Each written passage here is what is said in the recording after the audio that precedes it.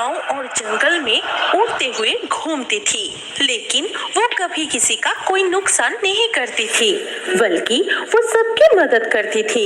एक दिन जब वो तालाब के किनारे एक पेड़ पर बैठी थी। भाई, तुझे तो नहाना नहीं आता, इस तालाब के किनारे चुपचाप बैठना, मैं नहा के अभी आती हूँ। भाई, तू चुपचाप यहाँ बैठे रहना, यहाँ से बिल्कुल मत हिलना, हम जल्दी ही तालाब से नहाकर आ जाएंगे। इस प्रकार कहते हुए मिली और तुलिका तालाब के पानी में तैरने लगी। उनके भाई सोमू किनारे पर बैठकर देखता रहा और पेड़ की टहनी पर बैठी हुई 3 चुड़ैल भी उन्हें देख रही थी।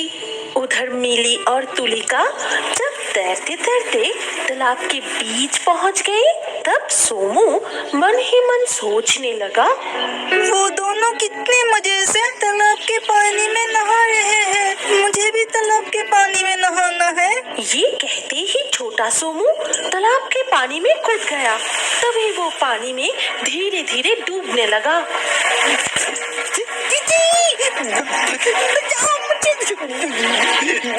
तुलिका, भाई ने पानी में छलांग लगा दी है, लेकिन इतनी जल्दी हम उसके पास पहुंचेंगे कैसे? तब पेतनी जल्दी से उड़कर आई और पानी में कूदकर लगभग पानी के नीचे से सोमू को उठाकर किनारे ले आई। ऐसे ही एक दिन जब तीनों चुड़ैल उड़ते हुए जा रही थी, तब उन्होंने देखा कि एक चलती हुई ट्रेन के रेल की पटरी पर एक गाय खड़ी है। अरे उस तरफ देखो, रेल पटरी पर चलती ट्रेन के सामने एक गाय आ गई है, उसे बचाना होगा, चलो। हाँ, बिल्कुल ठीक कहा, चलो जल्दी। ये कहते ही तीनों चुड़ैल तेजी से उड़कर आए और उस गाय को उठाकर पास के मैदान में छोड़ दिया। इस तरह यहाँ वहाँ उड़ते और घूमते हुए उनका दिन बीतता रहा। अचानक एक दिन तेज तूफान आया और उस तूफान में पेड़ से एक पंछी का घोंसला टूटकर गिर गया और ये देख शाकचुन्नी ने उस घोंसले को उठाकर दूसरे पेड़ पर रख दिया। ऐसे ही मदद करते हुए उनका दिन बीतता रहा। अच्छा, बहुत दिन हो गए हम इसी गांव में घूम रहे हैं, चलो ना पास वाले गांव में चलते हैं। लेकिन हम उस पास वाले गांव के बारे में कुछ नहीं जानते, अगर वहां जाने के बाद हमें कुछ खतरा हो जाए तो? अरे हमें किस बात का खतरा, हम तो खुद ही मरकर भूत बन गए हैं, हमें देखकर तो सबको डरना चाहिए। ये तो तूने बिल्कुल ठीक कहा सच्चू ने, चलो हम सभी थोड़ा घूम के ही आते हैं। इसके बाद तीनों चुड़ैल मिलकर रात के समय पास वाली गांव में घूमने चली गई और उस गांव में घूमते हुए वो एक शमशान में पहुंच गई। अरे ये तो कोई शमशान लगता है, चलो हम सभी उस पेड़ की टहनी पर जाकर बैठे। तब उस शमशान में एक तांत्रिक आग जलाकर प्रेत साधना कर रहा था।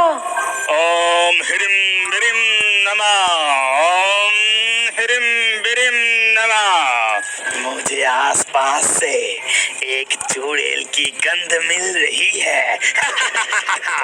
अच्छा ही हुआ, अब इस चुड़ैल को बंदी बनाकर मेरा प्रेत साधना पूरे हो जाएंगे।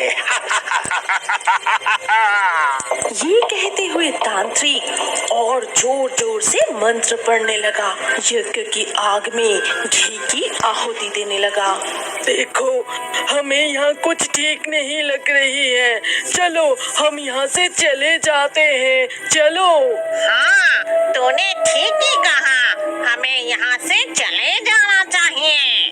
तुम लोगों को हर चीज में डर लगता है, कह रही हूँ कि कुछ नहीं होगा। अगर तुम्हें डर लगता है तो तुम चले जाओ, मैं थोड़ी देर यहीं बैठती हूँ। फिर भूतनी और पेतनी वहाँ से उड़कर चली गई, लेकिन शाकचुन्नी वहीं बैठी रही और थोड़ी देर बैठने के बाद जब सब वहां से उड़कर जाने लगी, तभी वो तांत्रिक अब तो कहाँ जाएगा सकचुन्नी? आ मेरे इस बोतल में बंदी बन जा।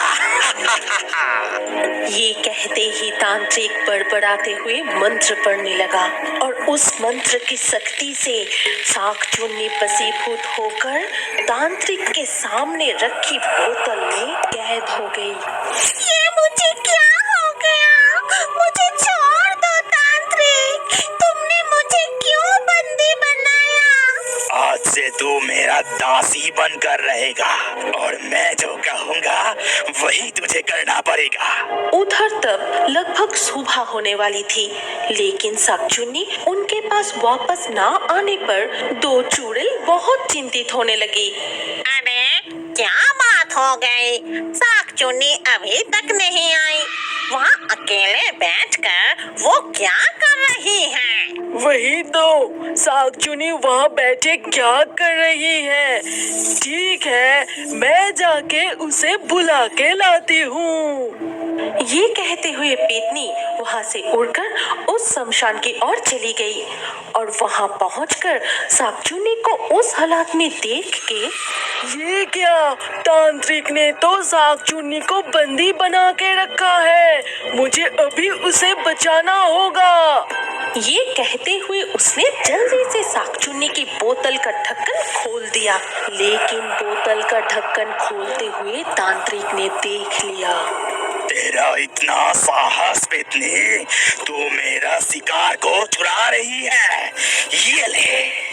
ये कहते ही तांत्रिक पेतनी के ऊपर एक जादुई पानी छिड़कता है, जिससे पेतनी जलकर राख होकर वहां से गायब हो जाती है। ये देखकर शाकचुन्नी रोते हुए जल्दी वहां से उड़कर भूतनी के पास चली जाती है। फिर शाकचुन्नी भूतनी को पूरी घटना बताई। ये क्या हो गई? हम अपने एक साथी को खो दिए और यहाँ रहना ठीक नहीं होगा। चलो हम यहाँ से अपने गांव वापस चले जाते हैं। लेकिन अपने गांव की ओर लौटते समय दिन का उजाला हो जाने पर वो गांव नहीं पहुंच पाते और उन्हें एक जंगल में रात होने का इंतजार करना पड़ता है। अब हमें यही इंतजार करना होगा। हम अपने परिचित गांव में दिन के समय हमेशा घूम सकते हैं, लेकिन इतनी दूर का रास्ता हम दिन के उजाले में पार नहीं कर पाएंगे। हाँ चलो, हम तब तक इस गहरे जंगल को थोड़ा घूम के देखते हैं। इसके बाद दोनों चुड़ैल उस गहरे और अंधेरे जंगल में घूमने लगती है और तभी अचानक वो एक इंसान की आवाज सुनती है।